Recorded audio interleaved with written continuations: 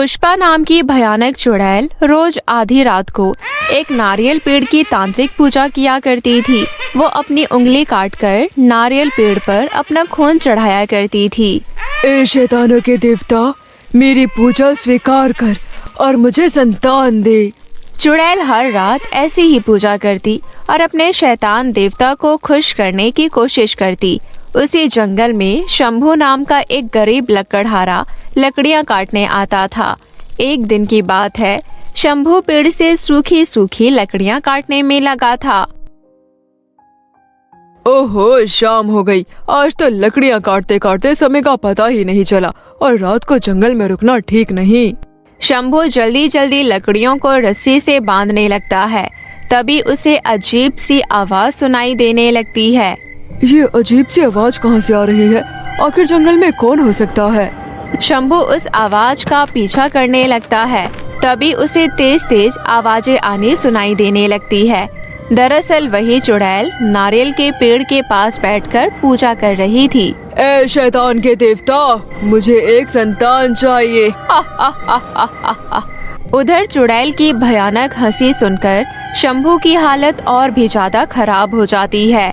आलतू जलालतू, बुरी बला को टाल तू। आलतू जलालतू, आई बला को टाल तू। तभी शंभू को सामने से आती तेज रोशनी दिखाई देती है। ये रोशनी कैसी? इतना कहकर शंभू रोशनी की तरफ देखने जाता है तो चौंक जाता है। बाप रे, चुड़ैल! ये तो चुड़ैल है। तभी शंभू झाड़ियों के पीछे छुप जाता है और छुपकर चुड़ैल को देखने लगता है। ये चुड़ैल यहाँ क्या कर रही है?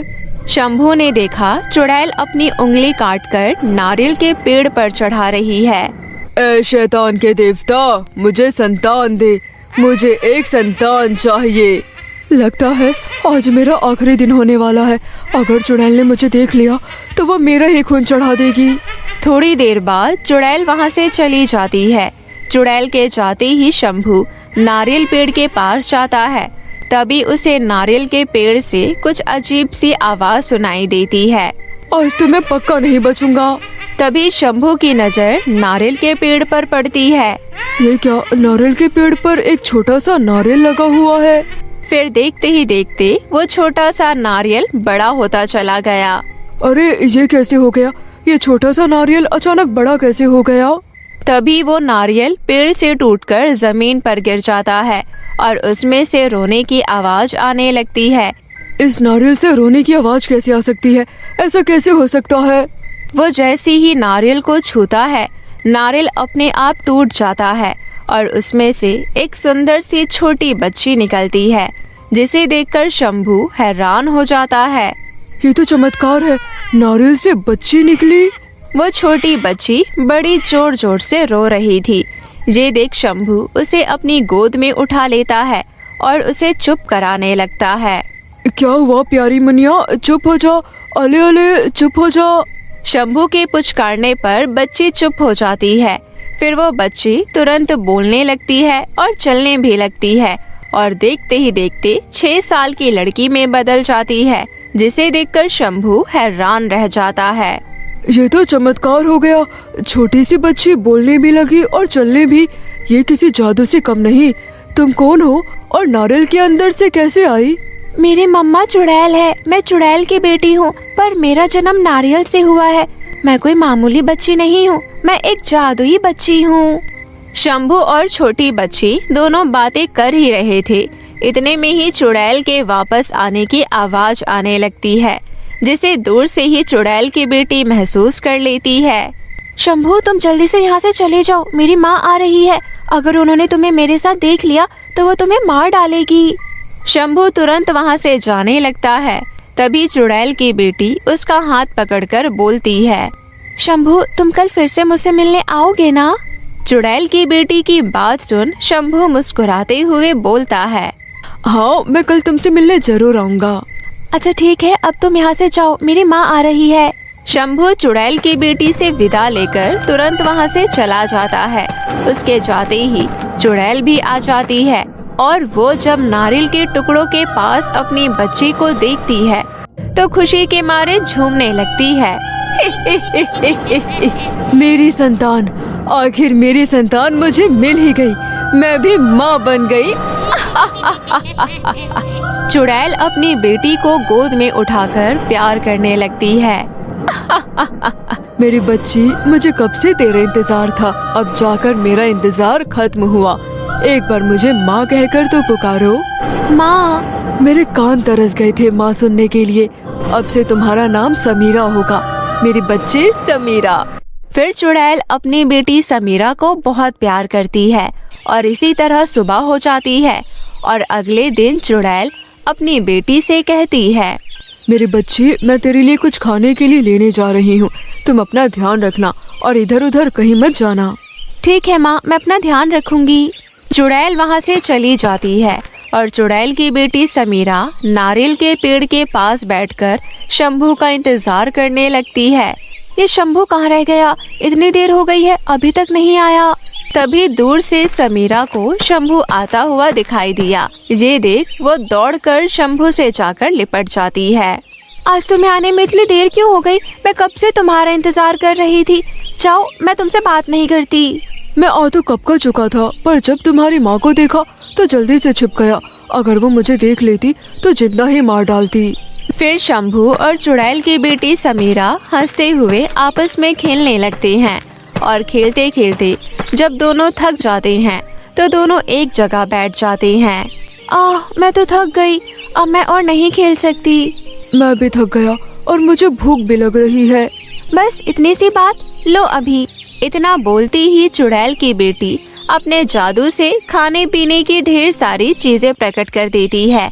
इतना सारा खाना और चीजें देखकर शंभू बस देखता ही रह जाता है। इतना सारा खाना, ये सब तुमने कैसे किया? मैंने कहा था ना कि मैं जादुई बच्ची हूँ, इसलिए मैं अपने जादू से कुछ भी ला सकती हूँ। इसी तरह शंभू हर रोज चुड़ैल के जाने के बाद चुड़ैल की बेटी से मिलने आता और उसके साथ खूब खेलता। चुड़ैल की बेटी भी हर रोज उसके आने का बेसब्री से इंतजार करती। लेकिन कुछ दिन बीत जाने के बाद शंभू जंगल आना छोड़ देता है। इस बात से चुड़ैल की बेटी परेशान हो जाती है और उसे शंभू की चिंता होने लगती है। आखिर क्या बात हो गई? शंभू इतने दिनों से मुझसे मिलने नहीं आया, कहीं उसे कुछ हो तो नहीं गया?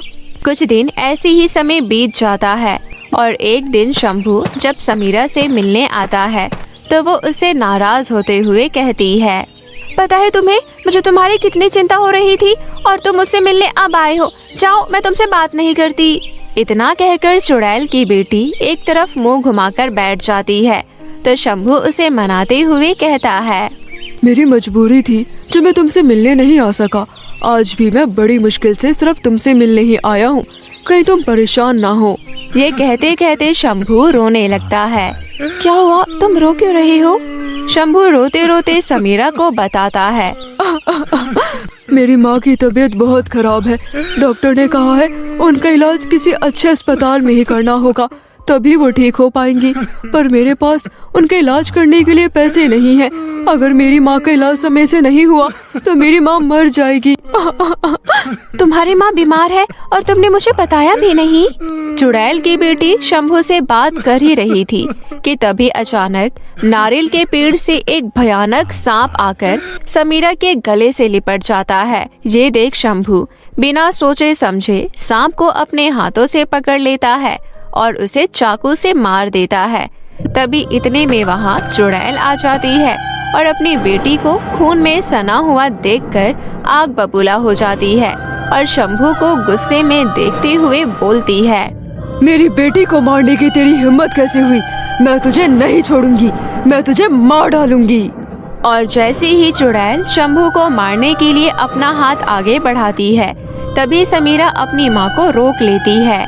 माँ, इसे मत मारो, शंभू ने तो बल्कि मेरी जान बचाई है, वरना ये सब मुझे मार ही डालता। चुड़ैल अपनी बेटी समीरा की बात सुनकर शंभू को छोड़ देती है। तुम इसे कैसे जानती हो समीरा? फिर समीरा अपनी माँ को सारी बात बताती है।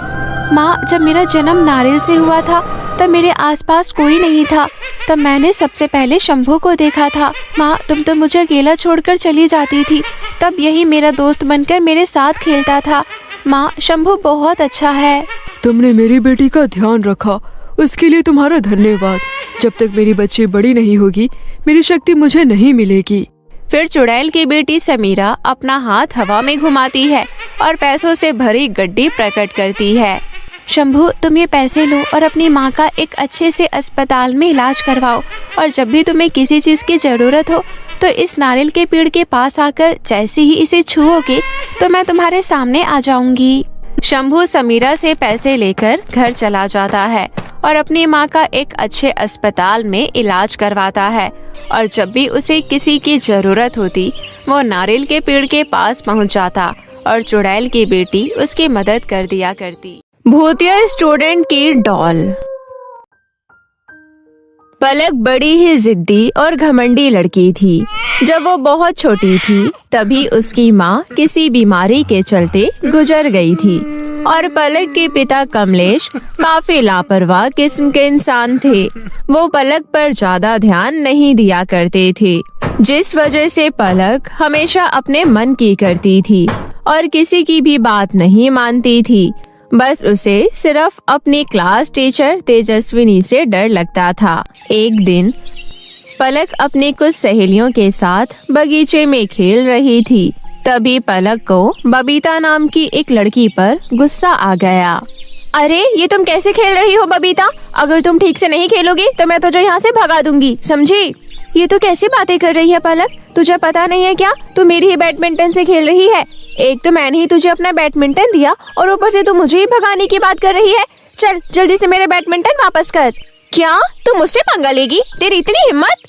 हाँ तो तुम कहीं के प्रधानमंत्री हो क्या? चल जल्दी से मेरे बैडमिंटन मुझे वापस कर, अब मैं तेरे साथ कभी नहीं खेलूंगी।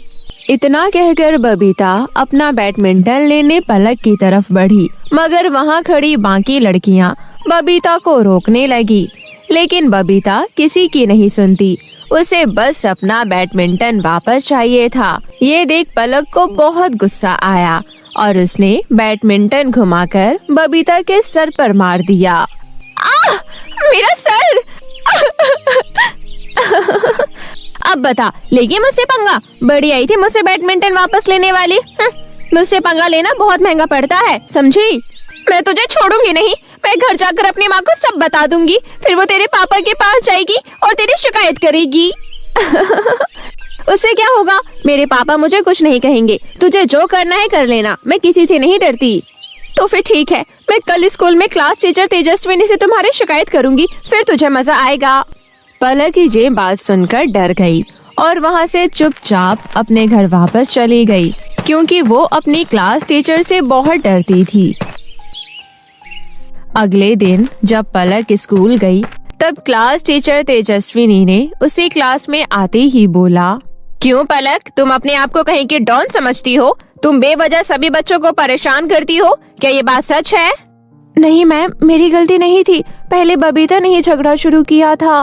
मुझे अच्छे से पता है पलक कि किसकी गलती रही होगी, क्योंकि मैं तुम्हें बड़े अच्छे से जानती हूँ। इसलिए तुम्हारी सजा ये है कि तुम पूरे दिन क्लास के बाहर हाथ ऊपर करके खड़ी रहोगी। अब मेरी शक्ल क्या देख रही हो? जाओ क्लास के बाहर, दोनों हाथ ऊपर करके खड़ी हो जाओ। पलक को रह रहकर बबीता पर बहुत ही ज्यादा गुस्सा आ रहा था। पलक को सजा मिलते देख बबीता मन ही मन बहुत खुश हो रही थी। स्कूल की छुट्टी हो जाने के बाद पलक खुद से बोली, आज क्लास में मेरी बहुत बड़ी इंसल्ट हुई है। कुछ भी हो जाए मैं उस बबीता की बच्ची को छोड़ूंगी नहीं। इसकी वजह से आज मुझे पनिशमेंट मिली। पलक मन ही मन बबीता से बदला लेने की ठान लेती है। फिर शाम को पलक बगीचे में जा पहुंची, जहां सभी लड़कियां खेल रही थी। तभी उनमें से माला नाम की लड़की बोली, अरे वो देखो पलक आ रही है। इतने में बबीता बोली, पलक, लगता है तेरी अकल ठिकाने आ गई है अब। बबीता, अब मैं तुमसे कभी नहीं लड़ूंगी। वैसे ही तुम्हारे हाथ में क्या है? अरे ये तो मेरी न्यू डॉल है। मैं इन सभी को यही दिखा रही थी। ये डॉल मेरे पापा मेरे लिए शहर से लेकर आई हैं। पलक बबीता की डॉल को देखते ही रह जाती है। उसे वो डॉल बहुत ही ज्यादा पसंद आ जाती है। वो मन में ठान लेती है कि वो बबीता से उसकी डॉल छीन लेगी। इससे बबीता रोएगी और पलक का बदला भी पूरा हो जाएगा और उसे न्यू डॉल भी मिल जाएगी। वाओ, ये तो सच में बहुत ही सुंदर डॉल है। ये कहते हुए पलक बबीता की डॉल हाथ में लेकर देखने लगी। हाँ हाँ ठीक है, चलो अब मेरी डॉल मुझे वापस करो।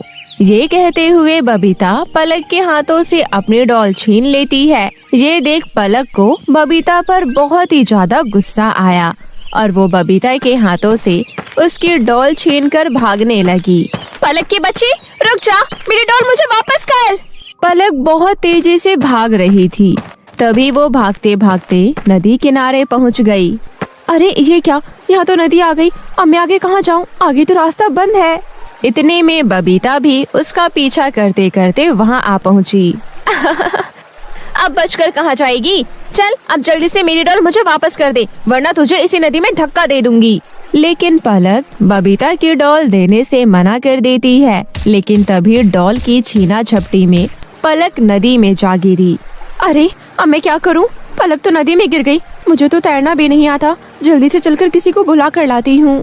बबीता भागते हुए किसी को बुलाने जाती है, लेकिन पलक को लगता है कि बबीता उसे डूबता हुआ छोड़कर भाग गई और देखते ही देखते पलक नदी में डूबकर मर गई। वहीं दूसरी ओर बबीता को रास्ते में उनकी क्लास टीचर तेजस्विनी मिली। बबीता उन्हें तुरंत लेकर नदी के पास पहुंची, लेकिन तब तक बहुत देर हो चुकी थी। दोनों को पलक के जाने का बहुत दुख हुआ। उसके बाद पलक के शव को नदी में से निकालकर उसके पिता कमलेश द्वारा उसका अंतिम संस्कार किया गया। लेकिन पलक की आत्मा को मुक्ति नहीं मिली और वो एक भूतिया लड़की में बदल गई। उसे बबीता पर बहुत ही ज्यादा गुस्सा आ रहा था। भूतिया पलक बदला लेने के लिए बबीता के घर की ओर चल पड़ी, लेकिन बबीता घर पर नहीं थी। वो गुस्से में बबीता को हर जगह ढूंढने लगी। तभी रास्ते में उसे बबीता की सहेली रीना मिली। भूतिया पलक को आता देख रीना बुरी तरह डर गई और वहाँ से भागने लगी, लेकिन पलक ने उसे पकड़ लिया। कहाँ भाग रही है तू? मेरी सहेली बबीता कहाँ है? चुड़ैल, अरे मुझे जाने दो, मैंने कुछ नहीं किया। अच्छा, तुम लोगों ने मेरी कितनी शिकायतें की है। तुम्हारी वजह से मुझे कितनी सजा मिली है, और सबसे बड़ी बात, तुम बबीता की सहेली हो और वो मेरी दुश्मन है, और दुश्मन का दोस्त भी दुश्मन होता है। क्या? दुश्मन दोस्त? मुझे तो कुछ भी समझ में नहीं आ रहा है। मुझे जाने दो, मुझे बहुत डर लग रहा है। ठीक है, मैं तुझे एक शर्त पर छोड़ूंगी। तुझे बबीता को मेरे पास लाने में मेरी मदद करनी पड़ेगी। वो अपने घर में नहीं है। हाँ मुझे पता है वो कहाँ है। वो अपनी नानी के घर गई हुई है, आज शाम तक लौट आएगी।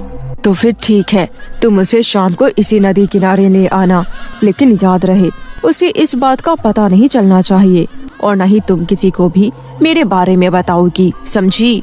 रीना बुरी तरह डर जाती है और ठीक वैसा ही करती है। शाम को रीना बबीता को किसी बहाने से नदी किनारे ले जाती है। पलक बबीता पर हमला करने ही वाली थी कि तभी वहाँ उनकी क्लास टीचर तेजस्विनी आ पहुँची। उन्हें देखकर पलक डर जाती है।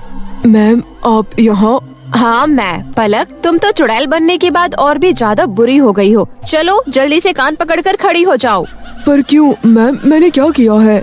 मुझे सब पता चल चुका है। रीना ने मुझे सब बता दिया था कि तुम बबीता से बदला लेना चाहती हो, इसलिए तुमने इस दोनों को यहाँ बुलाया है। चलो जल्दी से कान पकड़ो अपने, नहीं तो मैं अपनी छड़ी से तुम्हारी पिटाई करूँगी। टीचर की बात सुनते ही बबीता और रीना दोनों हंसने लगी। तभी पलक को याद आया, अब तो वो इंसान नहीं है बल्कि एक भूतिया लड़की है। अरे मैं तो भूल गई, मैं तो भूतिया लड़की बन चुकी हूँ। अब मैं मैडम से क्यों डरूं? तुम क्या बड़बड़ा रही हो? तुमने सुना नहीं मैंने क्या कहा? जल्दी से अपने कान पकड़ो। मैं कान नहीं पकड़ूंगी अपने, रुको मैं अभी तुम सबको सबक सिखाती हूँ। इतना कहकर पलक क्लास टीचर को हवा में लटका देती है। अब आया ना मजा? क्लास टीचर को हवा में लटका देख बबीता पलक से बोली, पलक प्लीज मैम को छोड़ दो, उनकी कोई भी गलती नहीं है। हाँ तुमने बिल्कुल सही कहा, उनकी कोई गलती नहीं है, गलती तो तेरी है, इसलिए सजा भी तुझे ही मिलनी चाहिए। इतना कहकर पलक क्लास टीचर को जमीन पर पटक देती है। फिर वो बबीता की तरफ देखकर बोली, तो अब बता बबीता की बच्ची, मैं तुझे क्या सजा दूं? तेरी वजह से ही मेरी जान गई है। ठीक है तुम मुझे सजा दो, लेकिन मैम और रीना को यहाँ से जाने दो। पलक बबीता को मारने के लिए जैसे ही आगे बढ़ी तभी टीचर बोली, रुक जाओ पलक, बबीता की कोई भी गलती नहीं है, वो तुम्हें बचाना चाहती थी। मगर ये तो मुझे नदी में डूबता हुआ छोड़कर भाग गई थी। नहीं पलक, मैं तुम्हें छोड़कर नहीं भागी थी। मैं तो बल्कि किसी को मदद के लिए बुलाने गई थी ताकि तुम्हें बचा सकूं। तभी मुझे रास्ते में मैम मिल गई। फिर जब हम तुम्हें बचाने के लिए वापस आए तब तक तुम नदी में डूब चुकी थी। वैसे भी पलक, तुम्हारी जान तुम्हारी खुद की वजह से गई है, ना कि बबीता की वजह से। बबीता और क्लास टीचर की बात सुनकर पलक को अपनी गलती का एहसास हो गया। शायद आप दोनों ठीक कह रही हैं। मैंने हमेशा गलतियां पर गलतियां की और मेरी गलत हरकतों की वजह से ही मेरी जान गई। लेकिन अब मैं और गलतियां नहीं करूंगी। मैं चाहती हूँ मुझे मुक्ति मिल जाए। तो बताओ पलक, हम तुम्हारे लिए क्या कर सकते हैं जिससे तुम्हें मुक्ति मिल जाए? पानी में डूबते वक्त तुम्हारी डॉल मेरे हाथ में ही रह गई थी, इसलिए मेरी आत्मा इसी डॉल में कैद हो गई। इसलिए इस डॉल को जला दो, इसके जलते ही मुझे मुक्ति मिल जाएगी। ठीक है पलक, मैं अभी डॉल को जला देती हूँ। बबीता तुरंत उस डॉल को जला देती है और पलक को मुक्ति मिल जाती है। मुक्ति मिलते ही वो हवा में गायब हो गई।